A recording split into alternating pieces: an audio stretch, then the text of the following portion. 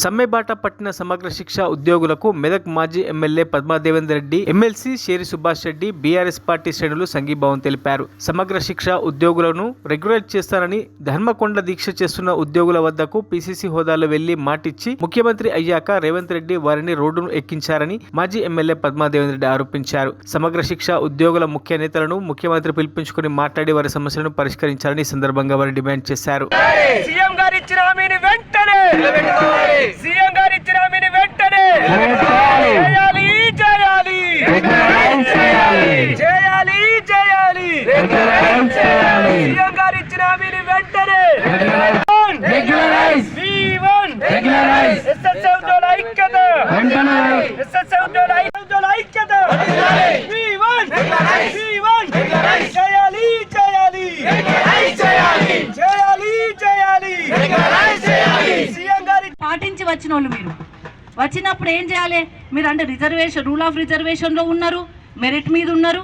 అదేవిధంగా మీరు పద్ధతిగానే వచ్చిండ్రు. ఒక చైర్మన్ కలెక్టర్గా ఉంచి విద్యాశాఖలో చాలా అవసరం ఉంది, కొన్ని పోస్టులు ఖాళీ ఉన్నాయి. అదేవిధంగా ఇప్పుడే ఇమ్మీడియట్గా టీచర్ ఉద్యోగాలు ఇవ్వలేం కాబట్టి అంత లోపల ఈ సర్వశిక్ష అభియాన్ ద్వారా, సర్వ సమగ్ర శిక్ష ద్వారా కొంతమంది టీచర్లను తీసుకొని గ్రామ స్థాయి నుండి డిస్ట్రిక్ట్ స్థాయి వరకు కూడా వాళ్ళ సేవలు వినియోగించుకోవచ్చు అని చెప్పేసి నిర్వహించిన వాళ్ళను ఈరోజు మళ్ళీ రోడ్డెక్కించినావు.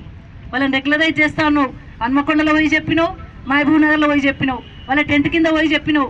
ఏం చెప్పినావు? మరి రూల్ ఆఫ్ రిజర్వేషన్లో వచ్చిందా, రోస్టర్ వచ్చిందా, మెరిట్ వచ్చిందా అని తెలుసుకున్నావో లేదో నాకు తెలియదు, కానీ నీకు అంత నాలెడ్జ్ ఉందో తెలియదు నాకు. కానీ చెప్పుడేది చెప్పొచ్చినావు. ఎందుకంటే కేసీఆర్ నేను చేస్తా, తులం బంగారం ఇస్తా, ఆయన కళ్యాణ లక్ష్మి పథకం ఉత్తగానే ఇస్తుండు, 1,00,000 రూపాయలు ఎందుకు అనికిరావు నేను తులం బంగారం అన్నావు. అంటే 10,000 ఇస్తే 20 అన్నావు, 2,000 ఇస్తే 4 అన్నావు, బతుకమ్మ ఒక చీర ఇస్తే నేను 2 చీరలు అన్నావు. ఏది బతుకమ్మ చీర లేదు, మా ఉద్యోగులకు రెగ్యులరైజ్ లేదు. రెగ్యులరైజ్ చేస్తా అన్నాడు, కనీసం రెగ్యులరైజ్ చేసే పద్ధతిలో వచ్చి పిలిచి మాట్లాడాలి కదా. ఈ సంవత్సరం చేయకపోతే వచ్చే సంవత్సరం చేస్తాను. కానీ నువ్వు వచ్చి సంవత్సరం అవుతుంది, రోడ్ ఎక్కేంత వరకు చూసినావు, 3 రోజుల నుండి రిలే చేస్తున్నది కూడా చూసినావు, 3 రోజుల నుండి మరి అసెంబ్లీ కూడా జరగబోతుంది. మరి అసెంబ్లీ జరుగుతున్న సందర్భంలో ముఖ్యులను కొంతమందిని పిలుచుకుంటా, మరి వీళ్ళు రోస్టర్ వచ్చిండ్రా, మెరిట్ వచ్చిండ్రా, రూల్ ఆఫ్ రిజర్వేషన్ పాటించిండ్రా, మరి పాటించినట్టయితే నేనేం చేయాలనే ఆలోచన అప్పుడు చెప్పొచ్చినావు కదా, ఇప్పుడు ఉండాలి కదా, పిలుచుకొని మాట్లాడాలి కదా. కనీసం ముగ్గురు పిలుచుకొని మాట్లాడి ఏం చేయొచ్చో ఆలోచన చేయి, వాళ్ళకి మంచి ఎట్లయితుందో చెయ్యి, వాళ్ళకి ఇంకేం చేయొచ్చో చెయ్యి.